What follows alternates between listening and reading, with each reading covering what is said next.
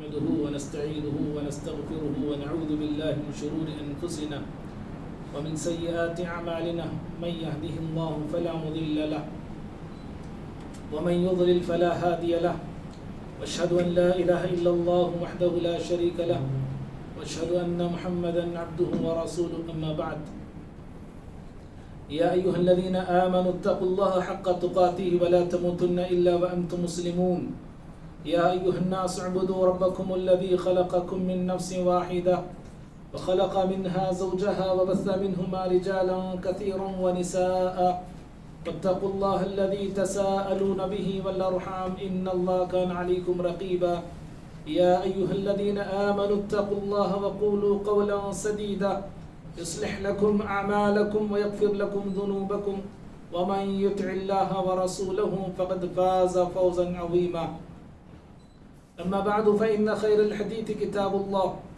وخير الهدي هدي محمد صلى الله عليه وسلم وشر الأمور محدثاتها وكل محدثة بدعة وكل بدعة ضلالة وكل ضلالة في النار أعوذ بالله من الشيطان الرجيم بسم الله الرحمن الرحيم الله لا إله إلا هو الحي القيوم لا تأخذه سنة ولا نوم له ما في السماوات وما في الأرض من ذا الذي يشفع عنده إلا بإذنه يعلم ما بين أيديهم وما خلفهم ولا يحيطون بشيء من علمه إلا بما شاء وسع كرسيه السماوات والأرض ولا يؤوده حفظهما وهو العلي العظيم.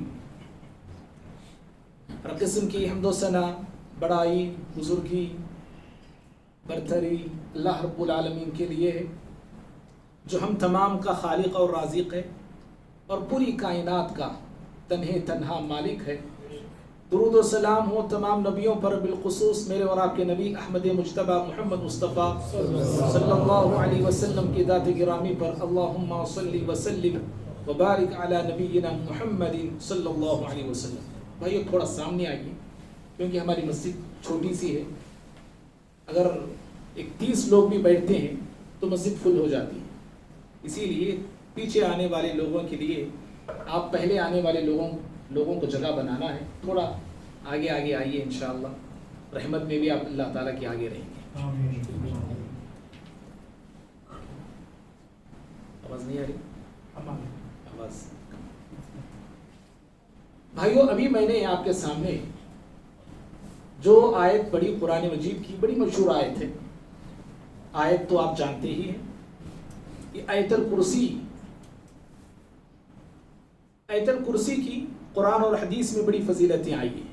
ان فضیلتوں میں جائے بغیر بس اتنا بتانا ہے کہ پیارے نبی صلی اللہ علیہ وسلم نے اس آیت کو سب سے عظیم آیت کہا ہے. قرآن مجید کی آیتوں میں سب سے عظیم آیت آیت الکرسی کی ہے. ایک مرتبہ آپ صلی اللہ علیہ وسلم ابی بن کعب رضی اللہ تعالیٰ عنہ سے آپ نے سوال کیا.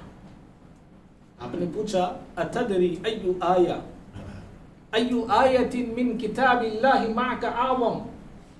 اے ابی، کیا تم جانتے ہو کہ قرآن مجید کی سب سے عظیم آیت کون سی ہے؟ ابی بن کعب رضی اللہ تعالیٰ عنہ نے کہا اللہ اور اس کے رسول بہتر جانتے ہیں. پیارے نبی صلی اللہ علیہ وسلم نے پھر وہی سوال ابی بن کعب سے پھر پوچھا. تب ابی بن کعب رضی اللہ تعالیٰ عنہ نے کہا کہ سب سے عظیم آیت قرآن مجید کی اللہ لا الہ الا ہو الحی القیوم ہے. جواب سن کے پیارے نبی صلی اللہ علیہ وسلم بہت خوش ہوئے اور خوش ہو کے آپ ان کے علم پر مبارکبادی دی کہ اللہ تعالیٰ تمہارے علم میں برکت دی. تو قرآن مجید کی سب سے عظیم آیت آیت الکرسی ہے.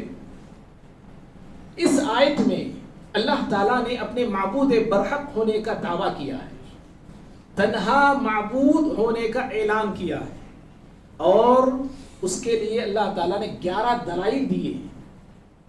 اس ایک آیت میں، آیت الکرسی میں، اللہ تعالیٰ نے اپنے معبود برحق ہونے کے لیے 11 دلائل دیے. 11 دلائل پہ آج گفتگو کرنا مقصود نہیں ہے، بس 2-3 باتیں ہم سن کے آگے ہم بڑھتے ہیں. سے پہلی بات اللہ تعالیٰ نے فرمایا اللہ لا الہ الا ہو، اللہ تعالیٰ وہی معبود برحق ہے، تنہا ہے۔ کیوں وہ اکیلا معبود ہے، کیوں وہ تنہا معبود ہے؟ اب اس کے دلائل دیے جا رہے ہیں۔ کیوں وہ معبود ہے، تنہا ہے، اکیلا ہے، یکتا ہے؟ کہا الحی، اس لیے کہ وہ زندہ ہے۔ ارے زندہ تو ہم بھی ہیں، لیکن ہماری اور رب العالمین کی زندگی میں فرق ہے، اور ایسا ویسا فرق نہیں جس فرق کو میں اور آپ سمجھ بھی نہیں سکتے۔ ہماری جو زندگی ہے، جتنے جاندار ہوئے زمین پر زندہ ہیں، رینگ رہے ہیں، چل رہے ہیں، گھوم رہے، پھر رہے ہیں، ساروں کی زندگی یہ عطائی ہے، اللہ نے بخشا ہے، اللہ نے دی ہے ہم سب کو زندگی۔ اور اللہ تعالیٰ کی جو زندگی ہے اس کو کسی نے زندگی نہیں دی، اس کو کسی نے حیات نہیں دی۔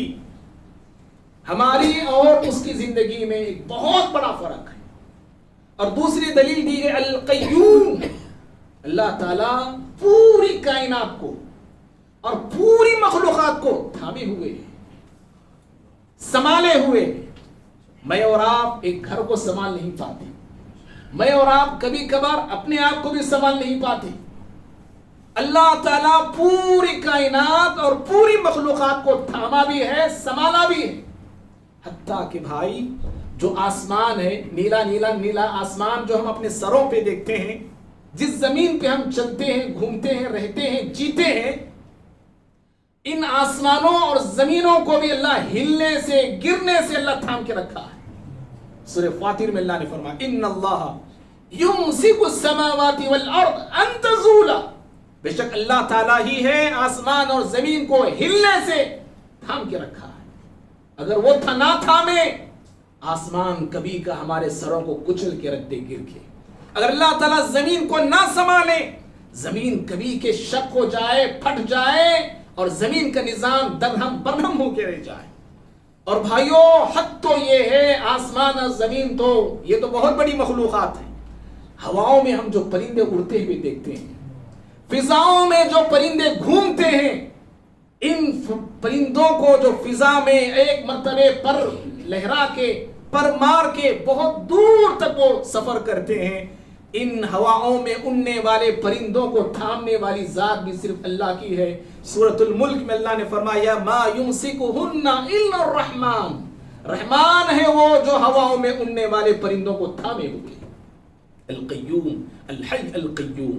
اور اللہ کی ذات، وہ معبود کیوں ہے، وہ تنہا کیوں ہے؟ کہا لا تأخذہ سنۃ ولا نوم، اس لیے کہ اللہ تعالیٰ کو نہ اونگ آتی ہے نہ نیند آتی ہے۔ ہم ترجمہ ایسا کرتے ہیں نہیں، لیکن اگر وہاں آپ الفاظ دیکھیں گے تو کیا ہے جانتے ہیں؟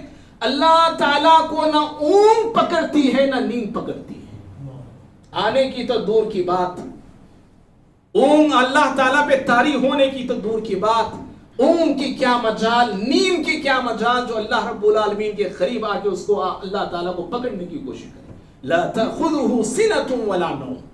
اور اللہ تعالیٰ گویا کہ غفلت ہے نا، یہ اونگ غفلت کی ابتدا ہے اور نیند غفلت کی انتہا ہے۔ نیند سے پہلے اونگ، گویا کہ انسان اب غافل ہونے والا ہے، یہ نشانی ہے۔ یہ جب اس پہ نیند طاری ہوتی ہے تو پوری طرح سے انسان غافل ہو جاتا ہے، حتیٰ کہ اپنے آپ سے بھی غافل ہو جاتا ہے۔ اس کے ساتھ کچھ بھی کیا جائے، اس کے جیب میں ہاتھ ڈالا جائے، انسان بس کہیں نیند میں کھویا رہتا ہے۔ اللہ تعالیٰ غفلت کی ابتدا سے بھی پاک ہے، اللہ تعالیٰ غفلت کی انتہا سے بھی پاک ہے۔ لہو ما فی السماوات و ما فی الارض، آسمان اور زمین میں جو ہے، جتنا ہے، جہاں ہے نا، سب کچھ اللہ تعالیٰ کا ہے، اس کی ملکیت بتائی گئی ہے۔ سمجھ رہے ہیں؟ من ذا الذی یشفع عنده الا بإذنہ، اللہ کی حیبت کو بتایا گیا، کون ہے جو اللہ تعالیٰ کی اجازت کے بغیر اس کے سامنے کھڑے ہو کے سفارش کر سکے۔ بھائیوں پوری آیت کا ترجمہ مجھے بتانا نہیں ہے کیونکہ آپ لوگ جانتے ہیں آیت الکرسی کی اتنی بڑی فضیلت کیوں ہے۔ اس لیے کہ اس آیت الکرسی میں اللہ تعالیٰ کی توحید کا ذکر ہے، اللہ رب العالمین کی عظمت کا ذکر ہے، اللہ تعالیٰ کی قدرت کا ذکر ہے، اللہ رب العالمین کی طاقت کا ذکر ہے، اللہ رب العالمین کی ملکیت کا ذکر ہے، اللہ رب العالمین کی حیبت کا ذکر ہے، اللہ رب العالمین کے علم کی وسعت کا ذکر ہے. اور اللہ کی ذات تو ایسی ذات ہے، اللہ کی ذات کے تعلق سے میں اور آپ بیان کرنا چاہیں، لکھنا چاہیں، بولنا چاہیں، ہماری عمریں گزر جائیں گی، ہماری زندگیاں ختم ہو جائیں گی، کائنات ختم ہو جائے گی، لیکن اللہ رب العالمین کے اللہ تعالیٰ کے تعریف کے جملے، اللہ رب العالمین کی شان، اس کا مقام کبھی ختم نہیں ہونے والا. اللہ نے کہا سورۃ الکہف میں، قل لو كان البحر مدادا لكلمات ربی لنفد البحر قبل ان تنفد كلمات ربی ولو جئنا بمثله مددا. اللہ تعالیٰ نے کہا اے نبی صلی اللہ علیہ وسلم کہیے کہ اگر اللہ تعالیٰ کے کلمات کو لکھنے کے لیے سمندر کو روشنائی سیاہی بنا لیا جائے اور اس جیسے اور سمندر بھی لایا جائے، وَلَوْ جِئْنَا بِمِثْلِهِ، اور سمندر بھی اس جیسے لائے جائے. اور سورۃ لقمان میں اللہ نے فرمایا وَلَوْ أَنَّ مَا فِي الْأَرْضِ مِنْ شَجَرَةٍ أَقْلَامٍ، زمین پر جتنے درخت ہیں تمام درختوں کو قلم بنا لیا جائے، اور ایک سمندر نہیں، سورۃ لقمان میں کہا 7 سمندروں کو سیاہی بنا لیا جائے، ما نفدت کلمات اللہ، اللہ تعالیٰ کے کلمات کبھی ختم ہونے والے نہیں، اس کی خوبی کبھی ختم ہونے والی نہیں، اس کی بڑائی بزرگی برتری کبھی ختم ہونے والی نہیں ہے. تو اس طرح ہم عاجز بھی ہیں، ہم قاصر بھی ہیں، ہم کمزور بھی ہیں کہ ہم انسان اللہ تعالیٰ کی خوبی کو اس طرح بتا نہیں سکتے، بیان نہیں کر سکتے، اس کا حق بھی ادا نہیں کر سکتے. بھائیو، اللہ تعالیٰ اس کی ذات بہت عظیم ذات ہے، اس سے عظیم کوئی نہیں. اللہ تعالیٰ بہت بڑا ہے اور سب سے بڑا ہے، اس سے بڑا کوئی ہے ہی نہیں. یہ آسمان دیکھ رہے ہیں آپ کتنا بڑا ہے، زمین کتنی بڑی ہے، سمندر کتنے بڑے بڑے سمندر ہیں، تا حد نظر آپ کو پانی ہی پانی نظر آتا ہے. پہاڑوں کو آپ نے دیکھا، اتنے اونچے اونچے پہاڑ جو زمین کو سنبھالے اور تھامے ہوئے ہیں، جو اللہ تعالیٰ کی قدرت سے کھڑے ہوئے ہیں. انسان ان سارے مخلوقات کو دیکھ کے دنگ رہ جاتا ہے، تعجب میں پڑتا ہے، اتنا بڑا آسمان ہے، اتنی بڑی زمین ہے. سوچو اللہ رب العالمین کتنا بڑا ہوگا، اس کی مخلوقات اتنی بڑی ہے، بنانے والا کتنا بڑا ہوگا. تو اللہ کی ذات بہت بڑی ہے. اسی لیے ہم مسجدوں سے دن میں 5 مرتبہ یہ ندا سنتے ہیں، یہ صدا سنتے ہیں، اللہ اکبر، اللہ اکبر، اللہ سب سے بڑا ہے، اللہ سب سے بڑا ہے. اور بھائیوں، جہاں اللہ کی ذات سب سے بڑی ہے، وہیں پر جو اس کی کرسی ہے، وہ کرسی بھی سب سے بڑی ہے. جتنی مخلوقات ہیں، پوری زمین، پورے سارا آسمان، سارے آسمان اور ساری زمین سے بڑی اللہ تعالیٰ کی کرسی ہے، جس کو ابن عباس رضی اللہ تعالیٰ عنہما موضع القدمین کی تفسیر کی کہ اللہ تعالیٰ کے پیر رکھنے کی جگہ کرسی.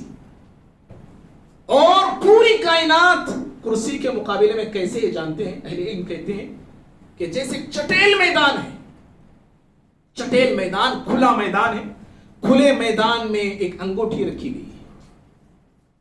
کھلے میدان، چٹیل میدان میں انگوٹھی کیا معنی رکھتی ہے، کیا حیثیت رکھتی ہے؟ کہا کہ پوری کائنات اللہ رب العالمین کے کرسی کے سامنے اس انگوٹھی کے مانند ہے. اللہ اکبر. اور پھر جو اللہ کی کرسی عظمتوں والی، اللہ کا عرش بھی عظمتوں والا ہے. اور اللہ تعالیٰ کی کرسی اور عرش کے مقابلے میں جانتے ہیں کہ کیسا یہ ہے؟ اللہ تعالیٰ کے عرش کے مقابلے میں کرسی ایسی ہی ہے جیسے کرسی کے مقابلے میں پوری کائنات.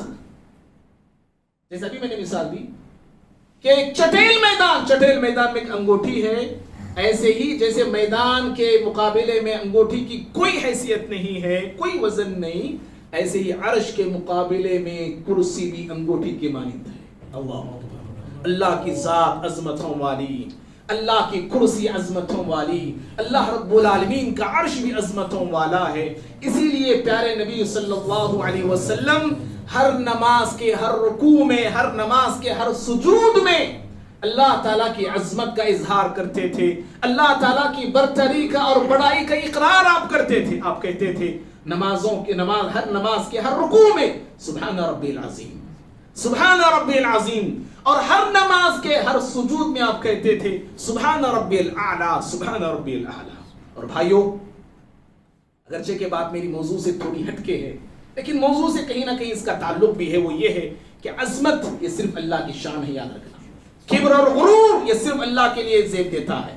ہم انسان اپنے پیٹ میں ہمیشہ گندگی رکھ کے گھومنے والے، نہ ہمارے لیے کبر زیب دیتا ہے، نہ عظمت ہمارے لیے زیب دیتی ہے۔ اپنے آپ کو عظیم سمجھنا اور سارے لوگوں کو حقیر سمجھنا، سارے لوگوں کو معمولی سمجھنا، سارے لوگوں کو بے معنی اپنے سامنے سمجھنا، سارے لوگوں کو اپنے سامنے بے حیثیت سمجھنا۔ اللہ کے بندوں یاد رکھو، ہم انسانوں کو نہ عظمت زیب دیتی ہے، نہ کبر زیب دیتا ہے۔ صحیح مسلم کی حدیث سے، حدیث قدسی ہے، رب العالمین فرماتا ہے الکبریاء ردائی والعظمت ازاری، اے میرے بندو سنو، عظمت میری ازار ہے اور کبر میری چادر ہے۔ یہ دونوں میری چیزیں ہیں، یہ میری چادر ایک ہے، میری قمیص ایک ہے، میری ازار ایک ہے۔ ان دونوں چیزوں میں سے میرے بندوں میں سے کوئی بندہ ان چیزوں میں سے کوئی ایک چیز بھی چھیننے کی مجھ سے کوشش کرتا ہے، قذفتہ فی النار، میں ایسے لوگوں کو، ایسے انسانوں کو آگ کے حوالے کر دیتا ہوں، جہنم میں ڈال دیتا ہوں۔ میں عظمت اللہ کو، شان اللہ کو زیب دیتی ہے، اور کبر اللہ کو زیب دیتا ہے۔ اور ہمارے لیے جانتے ہیں ہماری شان کس میں ہے؟ ہم انسانوں کی شان کس میں ہے؟ اللہ کی شان تو عظمت میں، اللہ کی شان تو کبر اور غرور میں ہے، کبر میں ہے اور بڑائی میں ہے۔ اور ہماری شان، ہمارا مقام عاجزی میں ہے، ہماری شان گریہ آوازاری میں ہے، ہماری شان اللہ کے سامنے اپنے گنہگار سر کو جھکانے میں ہے۔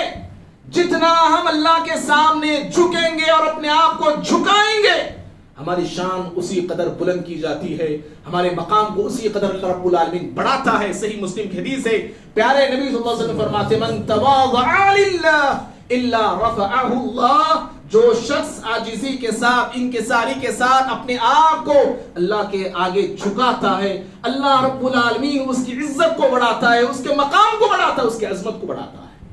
اللہ کی شان عظمت میں ہے اور ہماری شان اپنے آپ کو اللہ کے سامنے جھکانے میں ہے۔ بھائیو، ہم سب گنہگار بندے ہیں، خطا کار ہیں، سیاہ کار ہیں، بدکار ہیں، گنہگار ہیں۔ اللہ رب العالمین کی عظمت کا احساس ہم میں اتنا نہیں ہے۔ اللہ رب العالمین کی عظمت سے میرے اور آپ کے دل پر وہ خوف، وہ ہیبت طاری نہیں ہوتی ہے جو خوف کے، جو ہیبت کے فرشتوں پر طاری ہوتی ہے۔ فرشتے اللہ تعالیٰ کی نورانی مخلوق ہے۔ جنت اور جہنم ہمارے لیے، قانون جزا اور سزا اللہ تعالیٰ نے ہمارے لیے مقرر کیا ہے۔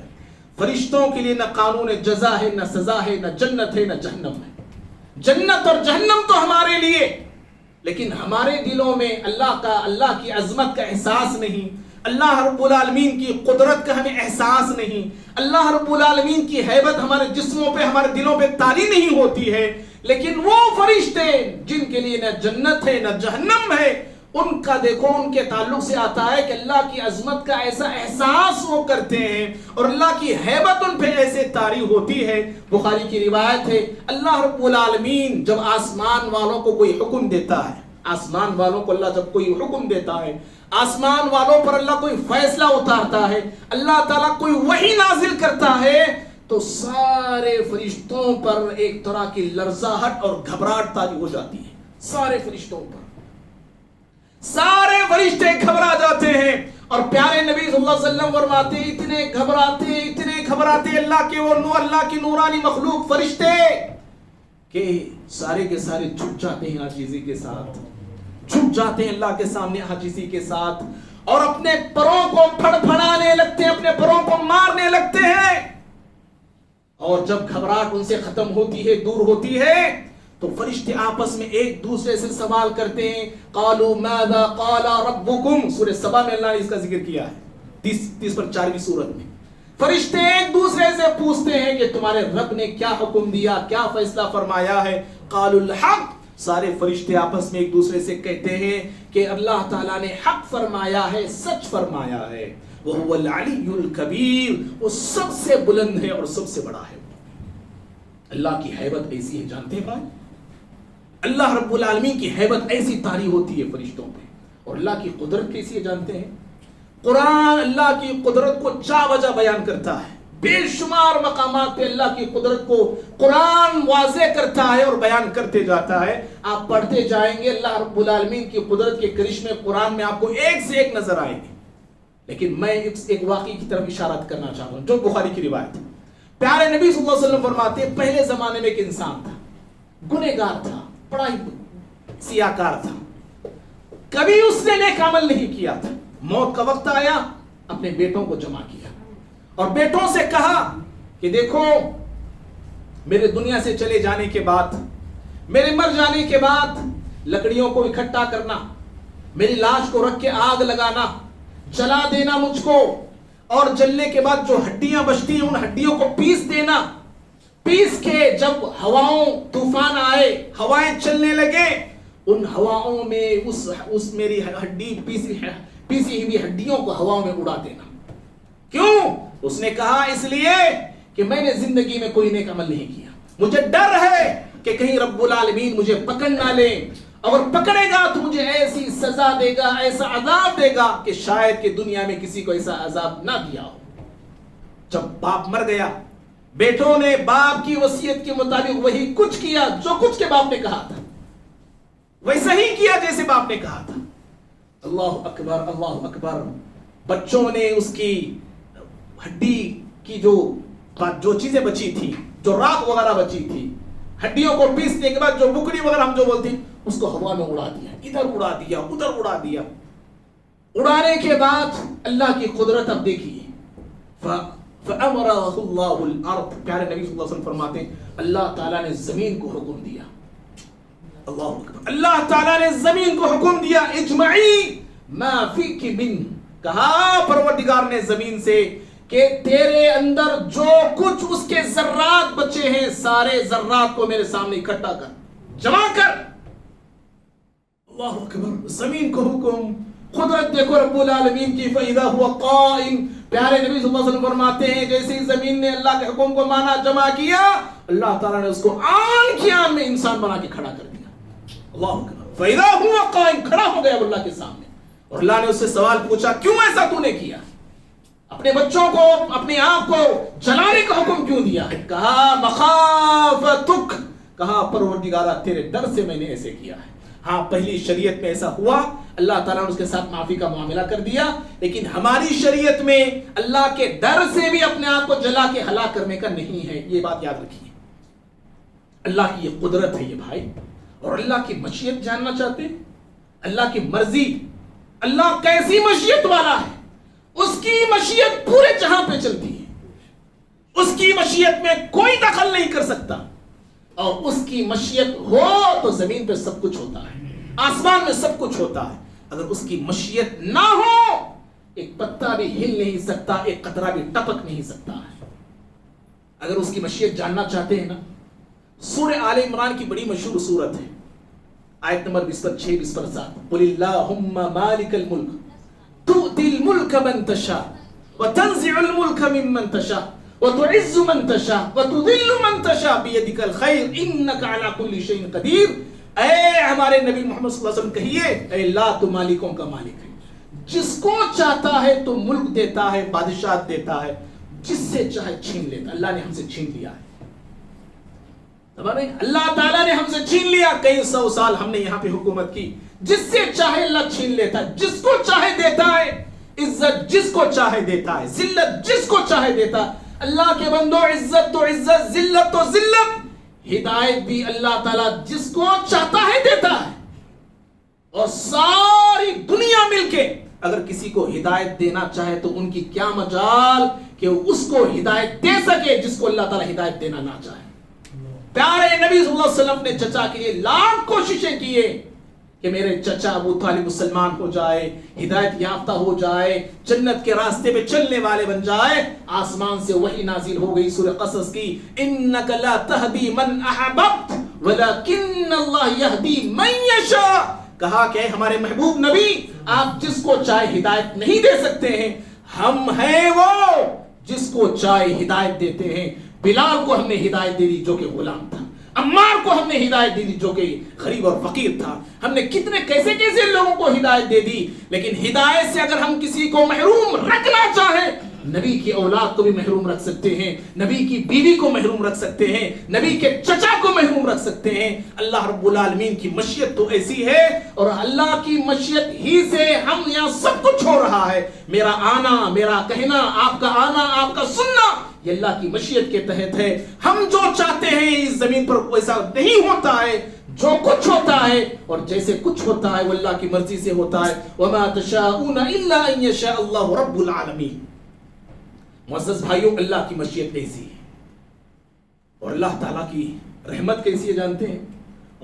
اللہ تعالیٰ نے رحمت کے 100 حصے بنائے. بخاری کی حدیث ہے, 100 حصے بنائے. رحمت کے 100 حصوں میں ایک حصہ رب العالمین نے زمین پہ اتارا, اور رحمت کا وہ ایک حصہ اللہ نے انسانوں میں بانٹ دیا. اللہ تعالیٰ نے رحمت کا وہ ایک حصہ جانوروں میں بانٹ دیا. رحمت کا وہ ایک حصہ پرندوں میں بانٹ دیا. رحمت کا وہ ایک حصہ اللہ تعالیٰ دیگر مخلوقات میں اللہ نے بانٹا. ایک حصہ, اور 99 حصے رب العالمین نے اپنے پاس رکھے. اللہ کیا رحمت والا ہے وہ. اور وہ 90 حصے رب العالمین روز قیامت اہل ایمان کے ساتھ رحمت کا معاملہ فرمانے والا ہے. اور بھائیو, اللہ رب العالمین کی رحمت یہ, اللہ تعالیٰ کی علم کی وسعت دیکھو, کیسا علم والا ہے وہ, کتنا علم والا ہے وہ, کیسا علم ہے اس کے پاس, کتنا گہرا علم ہے اس کے پاس, کتنا کمال کا علم ہے اس کے پاس. ہاں, ایک مثال سے آپ اندازہ لگائیے. مثالیں بھری پڑی قرآن مجید میں, وقت نہیں ہے بولنے کے لیے, وقت ہو گیا ہے, صرف آدھے ٹاپک پہ ہوں ابھی میں. اتنی مثالیں قرآن مجید میں اللہ کے علم کے حوالے سے. کیسا علم, بات آئیے تو قرآن کی بھی میں دے دیتا ہوں آپ کے سامنے. سورہ انعام میں اللہ نے فرمایا وَمَا تَسْقُطُ مِن وَرَقَةٍ إِلَّا يَعْلَمُهَا. کہا کہ پوری کائنات میں کسی درخت سے ایک پتا بھی گرتا ہے تو اللہ کہتا ہے ہم کو اس کا علم ہوتا ہے. اللہ اکبر, اللہ سبحان اللہ وبحمدہ سبحان اللہ العظیم. ایک پتا بھی درخت سے گرتا ہے. امیزون جنگل دیکھیں آپ لوگ, کون نہیں دیکھا ہے آج یوٹیوب پہ؟ ارے وہاں وہ تو بہت دور کی بات بول رہا ہوں. یہ ہمارا جنگل کہاں پورے کڑپے تک پھیلا ہے, پورا ادھر یہاں تک پھیلا, پتہ نہیں کہاں کہاں تک چلا ہوا.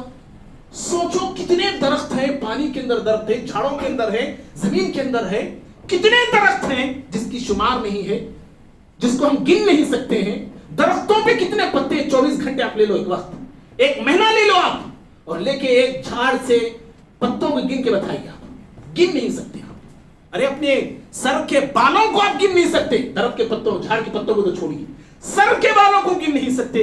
رب العالمین کہتا ہے کہ زمین کے درخت سے ایک پتا بھی جھاڑ سے گرتا ہے ہمارے علم میں ہے وہ. اللہ اکبر. اور بھائیو, اللہ کے علم کا کمال دیکھو, کیسا علم اس کا ہے, کیسا علم اس کا ہے کہ موسیٰ علیہ السلام خضر علیہ السلام کے پاس گئے. مشہور واقعہ ہے نا, سیکھنے سکھانے کا یہ سفر تھا. یہ گئے موسیٰ علیہ السلام خضر علیہ السلام کے پاس, سارے واقعات, سارے تفصیلات ہو گئی. ہونے کے بعد جب موسیٰ علیہ السلام وہاں سے لوٹ کے آنے والے تھے تو دیکھا کہ تو ایک پرندہ, ایک چڑیا سمندر سے آتی ہے, چند قطرے اپنے چونچ میں پانی لے کے اڑتی ہے. خضر علیہ السلام موسیٰ علیہ السلام سے کہتے ہیں کہ اے وقت کے نبی جلیل القدر پیغمبر موسیٰ علیہ السلام, یہ چڑیا جو اپنے چونچ میں پانی لے کے گئی ہے, جو قطرے لے کے گئی ہے, یہ مخلوقات کا علم ہے, یہ مخلوقات کا علم ہے یہ, اور سمندر بھر یہ اللہ تعالیٰ کا علم ہے. سبحان اللہ وبحمدہ. سمجھ رہے ہیں اللہ کا علم, اللہ کے علم کی وسعت یہ ہے. بھائیو, اصل میری تقریر کا جو خلاصہ ہے وہ اب شروع ہو رہا ہے. آج انسان دیکھو پوری دنیا پہ تحقیق کر رہا ہے, ہمارے جسم کے ہر حصے پہ آج تحقیق ہو رہی ہے. افسوس کی بات ہے, زیادہ لمبا نہیں بولوں گا میں, افسوس کی بات یہ کہ انسان کائنات پہ تحقیق کرتا ہے, رب کائنات کو بھول جاتا ہے, رب کائنات تک نہیں پہنچتا ہے. ارے وہ علم ہی کیا ہے جو مجھے آپ کو رب العالمین سے دور کرتی ہے. حقیقی علم اور پہلا علم وہ ہے جو انسان کو انسان بنانے والے اور پوری کائنات کو بنانے والے رب العالمین سے جوڑے اور اس کی پہچان کرائے. اور پہلا علم ہے یہ, آپ کو بھی مجھ کو بھی اپنی اولادوں کو سب سے پہلا علم کیا دینا ہے, اللہ کی پہچان کرانا ہے, اللہ کی عظمت اپنے اپنے سینوں میں, اپنے اپنے بچوں کے دلوں میں پیدا کرنا ہے. قرآن نے کہا سورہ محمد میں فَعْلَمْ أَنَّهُ لَا إِلَهَ إِلَّا هُ، کہا لوگوں جان لو اللہ کے سوا کوئی معبود ہے ہی نہیں ہے۔ اور سورہ علق میں فرمایا اقرأ بِاسْمِ رَبِّكَ الَّذِي خَلَقَ، پڑھو آپ کے اپنے رب کے نام پہ جس نے کہ پیدا کیا۔ تو علم وہ ہے تو انسان کو رب العالمین کی معرفت دلوائے، اللہ کی عظمت کا احساس اس کے دل میں پیدا کریں۔ اور آج ہمارا علم کیسا ہے؟ رب سے دور کرنے والا علم، رب سے ناواقف کرنے والا علم۔ اللہ رب العالمین سے جتنا زیادہ ہم جو ہے قریب ہونا ہے، ہماری پڑھائیوں نے ہمیں رب العالمین سے دور کر کے رکھ دیا۔ اللہ کی عظمت کو ہم نے جانا نہیں۔ اور دوسری بات یہ ہے کہ آج میری آپ کی زندگی میں تبدیلی کیوں نہیں؟ میں اور آپ بدل کیوں نہیں رہے؟ میرے آپ میں پختگی کیوں نہیں آتی ہے؟ ایمان کے اعتبار سے، عمل کے اعتبار سے، تقوی کے اعتبار سے، ہر اعتبار سے ہمارے اندر جو چینجز آنا ہے وہ چینجز کیوں نہیں؟ چینجز آ رہے ہیں، کیا آ رہے؟ بالا سفید ہو رہے، پیٹائیں باہر نکل رہے، وہی چینجز ہے۔ جو چینجز رب العالمین ہمیں چاہتا ہے وہ کیوں نہیں آ رہا ہے؟ جانتے ہیں اس کا جواب مختصر کیا ہے؟ اللہ کی عظمت کو میں نے بھی آپ نے بھی نہیں جانا، نہیں پہچانا۔ جی ہمارے عبادت میں من نہیں لگ رہا، دل نہیں لگتا ہے، سستی کے ساتھ کھڑے ہوتے ہیں، نماز بھی میں اور اب بڑی تیزی کے ساتھ پڑھتے ہیں، نیکیوں میں آگے نہیں بڑھتے، ماں باپ کے ساتھ حسن سلوک ہم نہیں کر پاتے ہیں، اچھے کاموں میں ہم جو آگے نہیں رہتے ہیں، بھلے کاموں کا حکم ہم لوگوں کو نہیں دیتے، نیک برائیوں سے روکتے نہیں ہم لوگ، ہر خیر سے ہم پیچھے اور ہر شر میں ہم آگے رہتے ہیں۔ کیوں؟ اللہ کی عظمت کو ہم نے جانا نہیں، پہچانا نہیں۔ دیکھو ایک شخص ہے، ایک چیز کو جانتا ہے، ایک دوسرا شخص ایک چیز کو نہیں جانتا ہے، ایک پولیس کو جانتا ہے، انسپیکٹر کو جانتا ہے۔ اگر آپ سے کہا جائے کہ بھئی آپ کو پولیس بلا رہے ہیں، آپ سے کچھ غلطی ہو گئی تھی، فوراً آرڈر حکم آ گیا آپ کو بلایا جائے پولیس اسٹیشن، سوچ کے دیکھیں آپ پر کیسی گھبراہٹ ہوگی نہیں؟ پتہ نہیں کیا پوچھتے کی، کیا ہوتا کی، کیا نہیں کی، ایک گھبراہٹ آپ پہ طاری ہو جاتی ہے۔ ایک ایسا شخص ہے پولیس کو بھی معلوم، پولیس بھی جانتا نہیں، انسپیکٹر بھی معلوم، کیا بھی معلوم نہیں اس کو، اس سے کہا جائے کہ تجھے انسپیکٹر صاحب بلا رہے ہیں، ڈرے گا وہ؟ معلوم ہی نہیں اسے کون کی پولیس کی کیا انسپیکٹر، پتہ ہی نہیں اس کو، نہ اس کے دل میں گھبراہٹ آئے گا نہ ڈر آئے گا۔ چلو بھائی دیکھیں، چلو میں کہتا ہوں، کونے کی میں بھی دیکھے نا اب تک پولیس کو ہو یہی مثال ہے اللہ کو جاننے والے کی اور اللہ تعالیٰ کو نہ جاننے والے کی۔ فرق ہے جو اللہ کو جانتا ہے، پہچانتا ہے، اس کی عظمت کا ادراک رکھتا ہے، اللہ کے سامنے کھڑے ہوگا تو کپ کپاہٹ اس پہ طاری ہونی چاہیے، گھبراہٹ اس کے دل میں پیدا ہونا چاہیے، خوف اس کے دل پہ چھانا چاہیے۔ لیکن ہمارا حال کیا ہے؟ ہم کھڑتے ہیں اللہ کے سامنے، یہاں کھجائے وہاں کھجائے، ٹوپی صحیح کر لیے، داڑھی میں انگلیاں، اللہ کے سامنے کھڑے ہو گئے۔ کیوں؟ احساس ہی نہیں ہے میں کس کے سامنے کھڑا ہوں، ادراک نہیں ہے، ہم کو پہچان نہیں ہے، اور کھڑے بھی ہیں تو پوری دنیا گھوم رہے، پوری دنیا میں گھوم رہے، پوری دنیا میں گھوم رہے، ہر چیز یاد آ رہی مجھے نماز میں، وہ کہاں ہے، یہ کہاں ہے، کیا پکائی کی میری بیوی، کیا بنایا، کیا جمعہ کے دن پہلے جانا، سلام کب پھرتی کہ بیان کب ختم ہوتا کہ فوراً نکلنا میں یہاں سے، یہی چیزیں میرے آپ کی دماغ میں دوڑتی ہیں۔ اور جو چیزیں بھول گئے رہتے نا، کہیں رکھے کہیں گما کے، وہ ساری چیزیں مسجد میں یاد آتی، نماز نہیں یاد آتی مجھے، آپ کو فوراً یاد آتی، ہاں وہ چیز وہاں رکھا تھا۔ کوئی اللہ کا بندہ ایک سال پہلے خزانہ لے کے جا رہا تھا سفر میں، چوروں کے ڈر سے ایک صحرا میں گڑا کے جھاڑ کے نیچے گڑا کے چلے گئے، سال 2 سال کے بعد آیا، آگے دیکھ رہا، پہچان معلوم نہیں ہو رہا اسے کہاں میں دفنایا ملکی، وہ خزانہ کہاں لگایا ہوں، کہاں گڑایا ہوں، معلوم نہیں ہو رہا اس کو۔ ایک مولوی صاحب کے پاس آیا، ایک کسی بندے کے پاس آیا، آگے کہا اللہ کے بندے ایسا ہو گیا ہے، 1 سال 2 سال پہلے میں نے ایک خزانہ جو ہے زمین میں گڑا دیا تھا، آج پرفیکٹ وہ جگہ مجھے معلوم نہیں ہے، کیا کروں میں؟ جا تو 2 رکعت نماز پڑھو، بجا 2 رکعت نماز پڑھو جا کے، اللہ کے بندے میں کیا پوچھوں، تمہیں کیا بولوں، تمہیں جاؤ بھی پڑھو، پڑھ کے بھی دیکھو، ابھی پہلی رکعت میں پھیرا تھا فٹ بل کیا آ گیا، ہاں کریکٹ ایگزیکٹ وہاں ہے، ایک چٹکلا بول رہا ہوں میں آپ کو، سمجھ رہے؟ کوئی قصہ کہانی نہیں ہے، ریئل میں ایک چٹکلا ہو، یہی مثال ہماری بھی ہے، ہم بھی ہماری باتیں ایسی ہیں، ہم گناہ سے کیوں نہیں رک رہے آج؟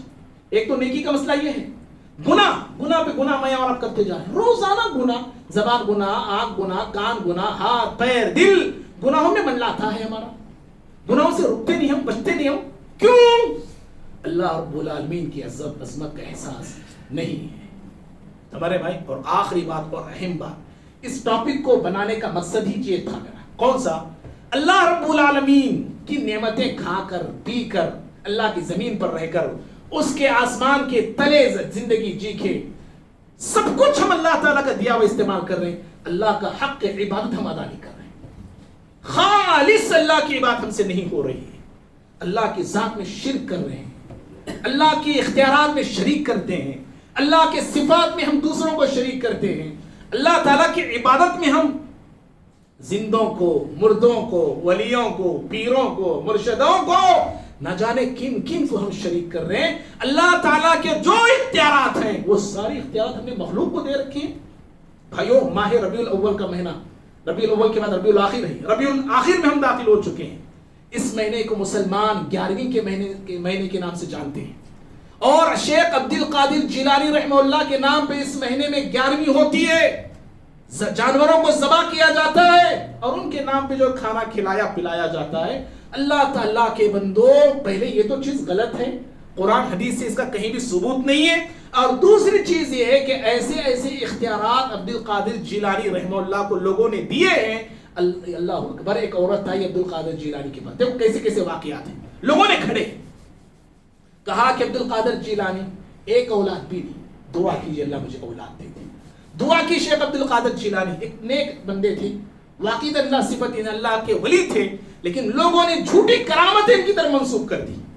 اللہ سے دعا کی، کہا پروردگارہ فلاں عورت بے اولاد ہے، اسے اولاد دے دے۔ اللہ تعالیٰ کی طرف سے آواز آئی، اللہ نے کہا کہ اس عورت کی تقدیر میں اولاد نہیں ہے۔ شیخ عبد القادر نے کہا 2 دے۔ پروردگار نے کہا کہ اے میرے بندے، میں کہہ رہا ہوں کہ اس کی تقدیر میں اولاد نہیں ہے، تو کہہ رہا ہے کہ 2 دے۔ کہا کہ 3 دے۔ جی، کہا میں کیا بول رہا ہوں، تم کیا بول رہے ہو؟ کہا کہ 4 دے۔ کہا کہ 5 دے۔ اس طرح 7 اولادیں دلوادی بولتے ہیں۔ اللہ کی شان کو نعوذ باللہ کیا بنا کے رکھا، کھیل تماشا بنا کے رکھا ہے۔ اللہ کی شان کو اس طرح گھٹایا گیا ہے۔ کون جی اللہ تعالیٰ؟ یہ آج جو میں چند بولا ہوں، میں پہلے بتا دیا، اللہ کی شان کو کما حقوں میں بتا نہیں سکتا، کوئی بیان نہیں کر سکتا ہے۔ پورے آسمان اور پورے زمین کے درختوں کو، سمندروں کو سیاہ بنا کے لکھتے جائیں، بولتے جائیں، پڑھتے جائیں، ختم ہو جائیں گے ہماری زندگیاں، سمندر سوکھ جائے گا، کلمے ٹوٹ جائیں گی، اللہ کی کلمات ختم نہیں ہونے والے۔ یہ اللہ کی شان ہے، یہ جو اونگ نہ آئے، نہ نیند نہ آئے اس کو، اور خالق اور مخلوق کو اسے جوڑا جا رہا ہے، مخلوق کے سامنے رب العالمین کو بے بس کیا جا رہا ہے۔ قرآن نے صدقہ سورہ زمر، وما قدر اللہ حق قدری، لوگوں نے اللہ کی وہ قدر نہیں کی جیسے کرنا چاہیے تھا۔ ہم نے اللہ کی قدر نہیں کی جیسے کرنا چاہیے تھا، اللہ کے مقام کو ہم نے سمجھا نہیں جیسے سمجھنا چاہیے تھا، اللہ کی شان کو ہم نے جانا نہیں جیسے جاننا چاہیے تھا، اللہ تعالیٰ کی قدرتوں کا، طاقتوں کا ہمیں وہ احساس نہیں ہے جیسے کہ احساس ہمارے دلوں میں آنا چاہیے تھا۔ اسی لیے بھائیوں، آپ دنیا پڑھتے ہیں، پڑھیے، سب سے پہلے دنیا بنانے والے کو جانیے، آسمان اور زمین کے خالق اور مالک کو جانیے، ہم تمام کے معبود حقیقی کو پڑھیے۔ قرآن آپ جتنا پڑھیں گے، یاد رکھو اسی قدر رب العالمین کی محبت آپ کے دل میں آئے گی، اللہ کو آپ جانیں گے، اللہ سے محبت کریں گے، اللہ سے کی محبت آپ کے دل میں آئے گی، عبادتوں میں دل لگے گا، عبادتوں میں من لگے گا، عبادتوں میں خشوع اور خضوع پیدا ہوگا، اور دنیا کے کسی کونے میں رہو، کہیں رہو، تنہا رہو، بند روم میں رہو، اللہ کی عظمت کا اگر احساس دل میں ہے تو گناہوں کے سارے اسباب سامنے ہو کر بھی آپ گناہ نہیں کر پائیں گے۔ اسی لیے اہل علم کہتے ہیں من کان باللہ اعرف کان بہ اخوف، جو شخص اللہ کو جتنا زیادہ جانتا ہے وہ اسی قدر رب العالمین سے ڈرتا ہے۔ ہم اللہ کو نہیں جان رہے، اسی لیے ہماری زندگیوں میں رب العالمین کا ڈر نہیں ہے۔ اللہ تعالیٰ سے دعا ہے اللہ تعالیٰ مجھے، آپ کو، ہم سبھی کو اور ہم تمام مسلمانوں کو اللہ کی عظمت کو جاننے والے بنائے، اللہ کی قدرت کو پہچاننے والے بنائے، جو تعویذوں، پلیتوں، دھاگاؤں اور نہ جانے کن کن کے پیچھے ہم بھاگ رہے ہیں، اللہ رب العالمین ہم سب کو اللہ کے کلام سے شفا حاصل کرنے کی توفیق عطا فرمائے، اللہ کی ذات پہ حقیقی معنوں میں ایمان، بھروسہ، توکل رکھنے کی اللہ توفیق عطا فرمائے، اور ہمارے مسلمان رب العالمین کی شان میں جو گستاخیاں، بدتمیزیاں کر رہے ہیں، اللہ انہیں دین کی صحیح سمجھ عطا فرمائے، رب العالمین کی معرفت اللہ انہیں بھی عطا فرمائے، اللہ کا ڈر، اللہ اپنا خوف ہم سب کے سینوں میں پیدا فرمائے، ہمارے دلوں، ہماری عبادتوں میں ہمارا دل نہیں لگتا پروردگارہ، ہمارا دل تیری عبادت میں لگے، ہمارا من تیری عبادت میں لگے، خشوع و خضوع کی کیفیت ہماری عبادتوں میں پیدا ہو۔ اللہ ایسی توفیق ہم سب کو عطا فرما، امت مسلمہ میں اتحاد پیدا فرما، جو امت پر سائے منڈلا رہے ہیں، جو طوفان منڈلا رہے ہیں برائیوں کے، پریشانیوں کے، مصائب کے، پروردگارہ ان تمام مصائب سے امت مسلمہ کی حفاظت فرما۔ آمین۔ اقول قولی ھذا استغفر اللہ لی ولکم ولسائر المسلمین من کل ذنب فاستغفروہ انہ ھو الغفور الرحیم۔